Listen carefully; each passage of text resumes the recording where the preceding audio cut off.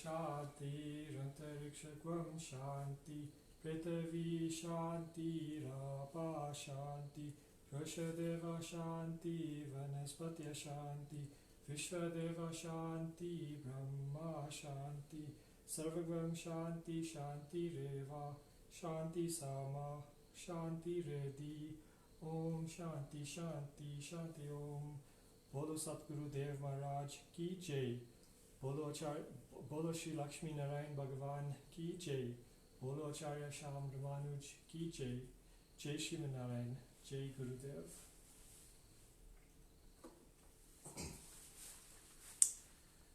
Jai Shri Narayan. I'd like to firstly pay my obeisances to my Guru Acharya Shyam Ramanuj. Thank you for joining me for my Aarti and short discourse tonight. So last week I had started off discoursing the background of Acharya Shyam Ramanuj, and I want to continue with this over the next couple of weeks and months so that everyone can get more information about who Acharyaji really is. Everyone sees him during satsangs, giving discourses, and that's the only idea that people have of him, but there's a lot more that happens in the background. Because I have a very close relationship with Acharyaji, I therefore would like to enlighten everyone about the different aspects and the other side of Acharyaji. I wanted to begin by saying that I surrender and I follow Acharya Shyam Ramanuj, who is a guru of the 21st century. So this is a bold statement and also somewhat confusing, because I would obviously ask myself, what does this mean, 21st century? Does it mean that gurus in different centuries are different? Is one century guru more bona fide than the other? Will a particular guru in a particular century expound different aspects of the Vedas? What does all this mean? So I thought I'd explain this in a little bit of more detail in this discourse. So Acharyaji's answer to this in our conversations is that in his discourses as well, Acharyaji explains that that depending on the time, circumstances, country, and people, different gurus are born with different purposes. And based on all of this, the teachings of such a guru in a particular place, country, situation, and era will be to expound the absolute truth in the Vedas, but relevant to that time, place, with the people and his disciples around him. So what Acharya was trying to say was that the meanings behind the absolute truth which he preaches will not change, but rather the way in which he explains it to relate to the people at that particular point in time, that is where it would differ. Other than that, Acharya also explains that, in the 21st century, it's not the same where a bona fide guru would have to come from the Himalayas after years of austerities and penances, or alternatively, a bona fide guru does not have to go to the Himalayas to be able to attain the spiritual status. This is also part of what it means being a guru in the 21st century. Also interesting enough, in our conversations, Acharyaji also explained that when Lord Sri Krishna was down on earth 5,000 years ago, he had resided in the city of Dwarika, which was also a cosmopolitan city. So that also tells us that if God came down and he showed us exactly how we are meant to live, and if he lived in a cosmopolitan city, then it doesn't mean that we all need to go to the Himalayas to become liberated and to understand spirituality. So the impression around in South Africa and also around the world is that gurus are meant to be seen in a particular light, being that they need to have a particular background, need to look the part, sound the part, act the part, and this is a misconception which also falls within the guru in the 21st century. Acharyaji explains in his discourses that if a guru is within the parameters of the Guru Parampara, then there is no reason for him to be seen any different from what a bona fide guru is meant to be as. And later on, I'll give you some examples of how Acharyaji is practically showing us this. Acharyaji is bona fide and he is transcendental, and this can be witnessed by anyone in his discourses, satsangs and artis. His knowledge comes directly from the spiritual plane, and the messages are passed to us are exactly from that plane. And also he corroborates it from the Vedas. So to give us evidence of what he's teaching. So he doesn't give us opinions. He quotes directly from the Vedas and explaining it in this true meaning in which it was meant to be given to us. So in last week's discourse, I explained that the background of Acharyaji, he was not born a bona fide guru, as other gurus in the world are. There are many types of gurus, and if you look around, there are some gurus who are born from birth as a bona fide guru in the Gurukul, following that spiritual path and doesn't deviate from it. On the other hand, there are other gurus who pop up and they then act the part, they dress the part, they grow beards, they preach from the Vedas in their own ways. But never do we understand the background behind those gurus. They're always seen as perfect. There's never any doubt with their potency and their mission, etc. So this is where Acharyaji is a little bit different. If one follows his discourses, you'd know that Acharyaji is always upfront and honest about his past, about who he was before he became a guru. And practically in my last discourse, explained that even though Acharyaji was born in a spiritual family, later became an atheist, enjoyed the pleasures of social entertainment, became a businessman, politician, was part of a law firm, and a policeman with military training. All of those things are in the material world. But he also practically showed that in verse 1866 in the Bhagavad Gita that no matter what you've done in your past, if you 100% surrender, then your karmas can be washed away, and you can be bona fide and a guru if you'd like to. So also adding to that, I'd like to tell everyone that Acharyaji's experience through the years to where he is now is also significant with other gurus in over time. And I'd like to highlight Ramanuj Acharyaji, who also had a similar situation.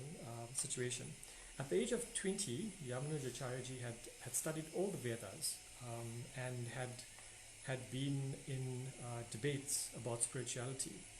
And in one of those debates, he had actually won that by convincing people of his knowledge and what he was preaching and teaching.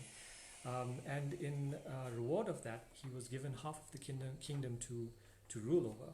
So Ramanuj Acharyaji, who was extremely spiritual, knew the Vedas, then decided by his choice to enter the material world, rule a kingdom, and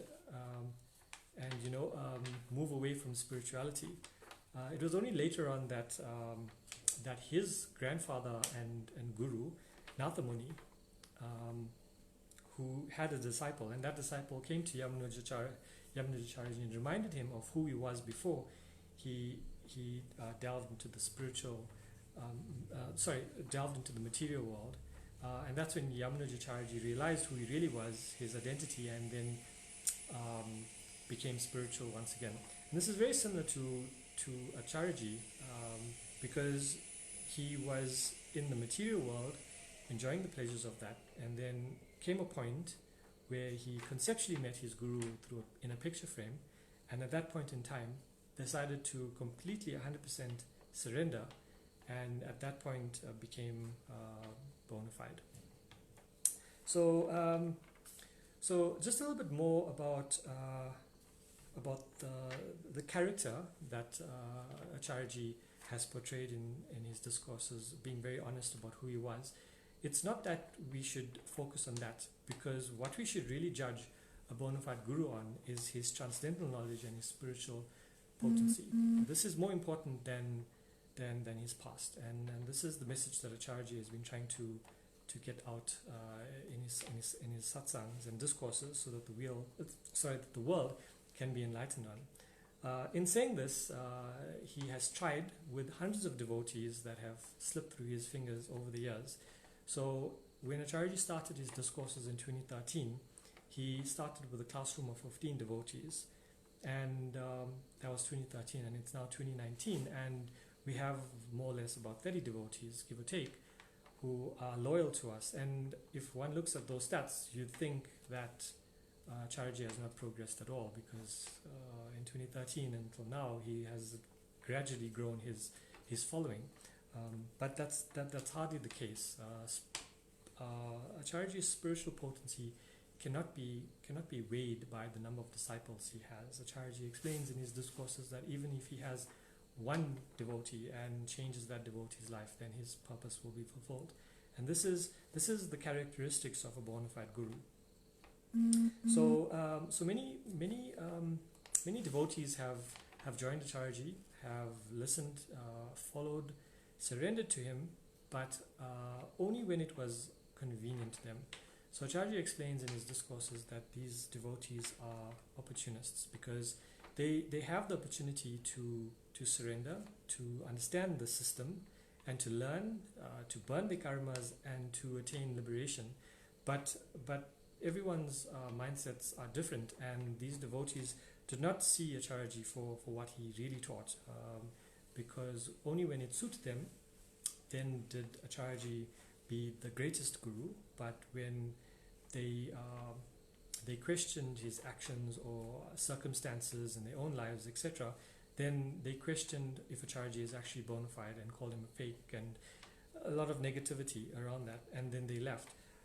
So there's many things that one needs to understand about what a bona fide guru is, and that is that the guru-disciple relationship is eternal. And even though devotees leave the satsang, they will hopefully have another opportunity in forthcoming lifetimes to meet their guru again, and thereafter follow their path to spirituality.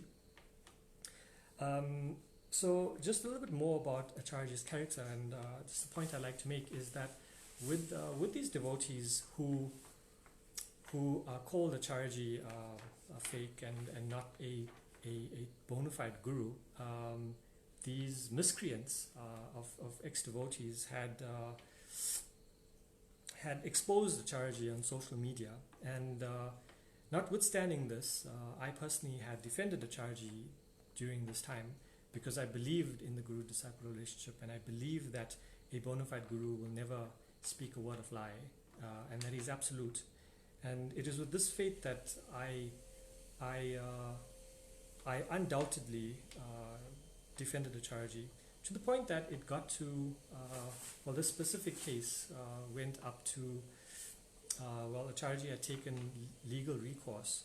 And something that I wanted to just let you know about Acharyaji's character is that after he had approached the lawyers, he was advised that he should actually pursue this case because it was an open and closed case with the evidence that was on the table.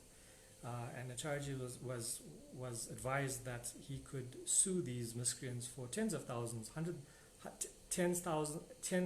hundreds, and of thousands of rands, even in the millions. To which Acharyaji explained to me that it is not his mission to sue people for money. It's not his mission, it's not his purpose. He wants to spread Vedanta, lead people from material consciousness to spiritual consciousness, and that is his aim. It's not to sue people. He's not in it for the money, and this speaks very highly of what a characteristic of a bona fide guru is. So this stood out for me as being genuine. So some examples of what a guru in the 21st century is, and I wanted to just highlight a few things that Acharyaji has done in the past, which has really happened. Acharyaji is within the parameters of the guru-disciple relationship and within the Guru Parampara, and he doesn't step out of that. For example, Acharyaji shows us by practice, by preaching with practice. So he performs seva at the ashram. He has built the ashram. He physically has taken bricks and built the ashram. Other gurus around the world, it's very rare to see a guru getting dirty in mud and cement and architecturing and building their own ashram. It's very uncommon to see this. Acharyaji also sweeps the ashram. He cleans the floors on his knees, and he's done this in the past, even before he became a bona fide guru. There's instances where Acharyaji performs seva by feeding the angels. The angels are orphanage children which were adopted by the foundation. We support them with food and whatever necessities they need. So Acharyaji would, on occasions and in the month, collect food, cook food, feed them, deliver it to the schools. For example, there's also events where we've gone to the park, taken the angels out, spent the day with them, fed them. This has all been done by a bona fide guru. Depending on disciples' surrender to him, you'd also find Acharyaji witnessing their weddings. So Acharyaji would leave the ashram and attend the wedding because his love for his devotees is more than anything else. Birthdays are another event that Acharyaji celebrates at the ashram. There's also been instances where Acharyaji had went to the homes of devotees to conduct aartis and even celebrate their birthdays. So if people have been following the Diwali that was yesterday, Acharyaji had a video on, I think it was on Saturday, where he conducted an aarti, and then with devotees that came to the ashram, burst fireworks with them and enjoyed that moment with them. So all of these are examples where you wouldn't find a bona fide guru being seen in these events and situations, but like I said, it's all within the parameters of the Guru Parampara, and Acharyaji's love for his disciples is far greater than anything else. So this is some of the insights about the character and background of Acharyaji, and I hope to give everyone a bit more insight in the following weeks. Jai Shri Narayan.